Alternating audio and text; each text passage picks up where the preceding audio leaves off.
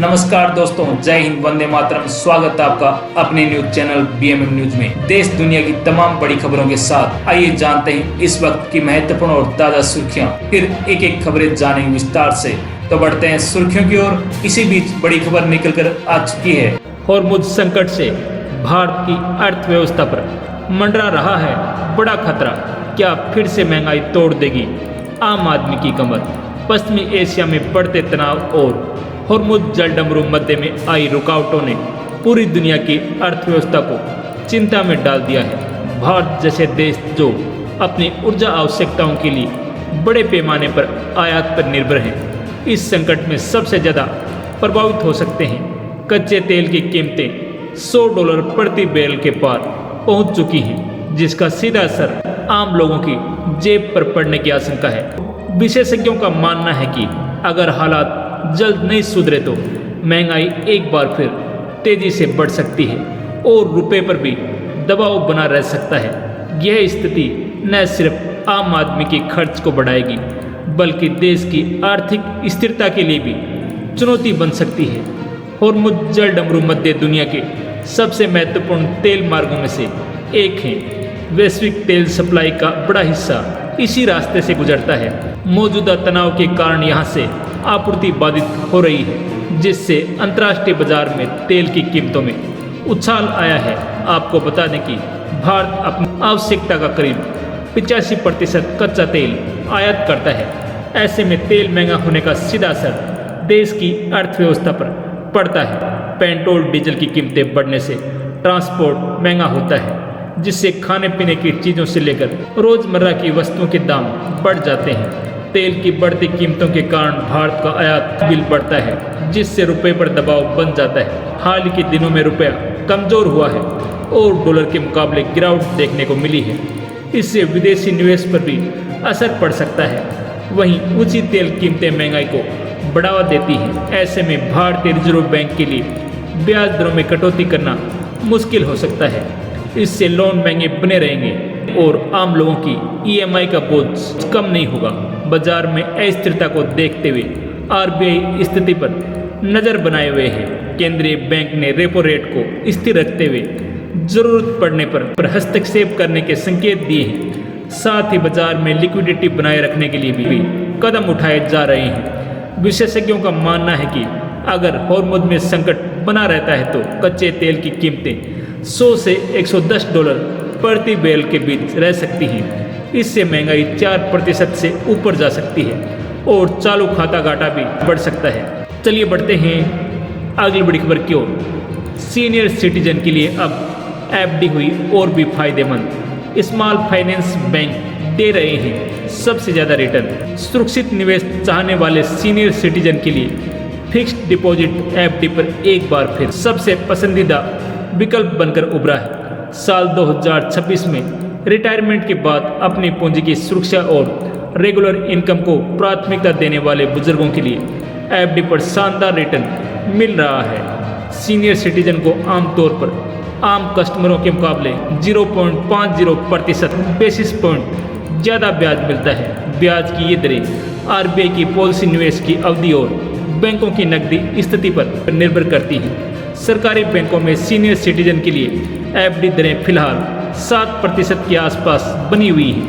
Punjab national bank, union bank और Canara bank 444 और 555 दिनों जैसी चुनिंदा अवधि के लिए 7.10% तक ब्याज दे रहे हैं। वहीं SBI और बैंक ऑफ बड़ौदा 5 से 10 साल की लंबी अवधि पर 7% से 7.05% तक ब्याज ऑफर कर रहे हैं। प्राइवेट बैंकों में रिटर्न थोड़ा बेहतर है। इंडस बैंक 18 महीने की अवधि के लिए 7.50% के साथ सबसे आगे है। कोटक महिंद्रा बैंक 7.30% और एक्सिस बैंक लंबी अवधि के लिए 7.20% ब्याज दे रहे हैं। ICICI बैंक और HDFC बैंक में ये दरें 7% से 7.10% के बीच हैं। रिटर्न के मामले में स्मॉल फाइनेंस बैंक सबसे आगे है, जहां 8.5% तक ब्याज मिल रहा है। ESAF स्मॉल फाइनेंस बैंक 501 दिनों की FD पर 8.50% ब्याज दे रहा है। इसके अलावा सूर्योदय शिवालिक, इक्विटास और जना स्मॉल फाइनेंस बैंक भी अलग अलग अवधि के लिए 8% से 8.30% तक ब्याज ऑफर कर रहे हैं। चलिए बढ़ते हैं अगली बड़ी खबर की ओर। भारत न्यूजीलैंड के बीच फ्री ट्रेड एग्रीमेंट कल साइन होगा। 5 साल में व्यापार दोगुना करने का लक्ष्य।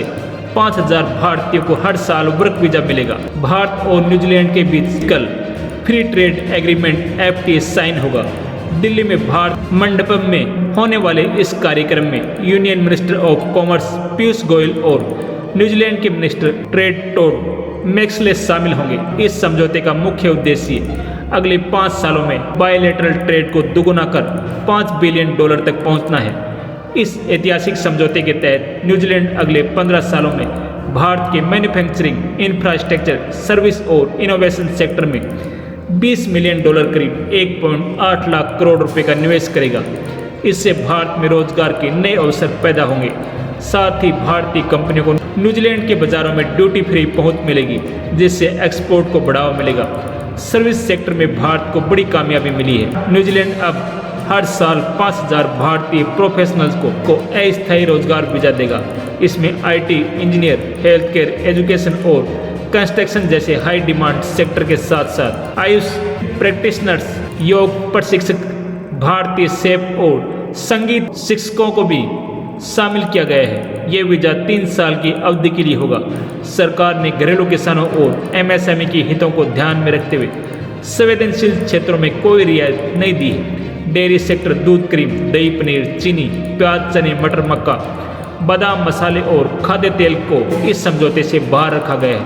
इन पर पहले की तरह ही ड्यूटी लगती रहेगी ताकि स्थानीय उत्पादन प्रभावित न हो।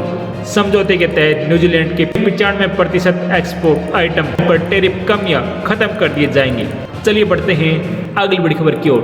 दिल्ली से यूपी, बिहार और राजस्थान तक उत्तर भारत के ज्यादातर राज्यों में इस समय भीषण गर्मी पड़ रही है, लेकिन इस बीच मौसम विभाग ने 11 राज्यों में बारिश के साथ आंधी तूफान का अलर्ट जारी किया है। यहाँ 70 किलोमीटर प्रति घंटे रफ्तार से हवा चलने का भी अनुमान है। दिल्ली में आज जानलेवा लू वाली हवा चलेगी। इस हवा की रफ्तार 20 से 25 किलोमीटर प्रति घंटे तक रह सकती है। अधिकतम तापमान 42 डिग्री सेल्सियस तो न्यूनतम तापमान 29 डिग्री सेल्सियस रहने की संभावना है। मौसम विभाग ने प्रदेश में लगातार गर्मी रहने की चेतावनी दी है। बिजली कड़कने, तेज हवाएं चलने एवं गरज के साथ बारिश होने का पूर्वानुमान लगाया है। यूपी के बांदा, चित्रकूट, कौसाम्बी, प्रयागराज, फतेहपुर, प्रतापगढ़, मिर्जापुर, वाराणसी, जैनपुर, गाजीपुर, आजमगढ़, मऊ, बलिया जैसे जिलों तथा पश्चिमी हिस्से के लखनऊ, कानपुर, आगरा, मेरठ, गाजियाबाद, अलीगढ़, झांसी और आसपास के इलाकों में आज लू की स्थिति रहने की उम्मीद है। 28 अप्रैल से पश्चिमी विक्षोभ के असर से मौसम में बदलाव की उम्मीद है। मुजफ्फरनगर, दरभंगा, पूर्णिया, सहरसा, सुपौल, मधेपुरा, अररिया, भागलपुर, बांका, मुंगेर, जमुई, गया में बारिश की चेतावनी है। वहीं इस दौरान 55 किलोमीटर प्रति घंटे की स्पीड से तेज आंधी चल सकती है। मौसम विभाग ने भोपाल, विदिशा, शिवपुरी, शाजापुर, राजगढ़, मंदसौर, नीमच, गुना, अशोकनगर, ग्वालियर, दतिया, भिंड, मुरैना, श्योपुर कला, सतना, अनूपपुर, शहडोल, डिडोरी, छिंदवाड़ा, सिवनी, मंडला, बालघाट, पन्ना, चित्रकूट, टीकमगढ़, निवाड़ी और मेरठ जिलों में गरज चमक के साथ बारिश और तेज हवाएं चलने की संभावना है।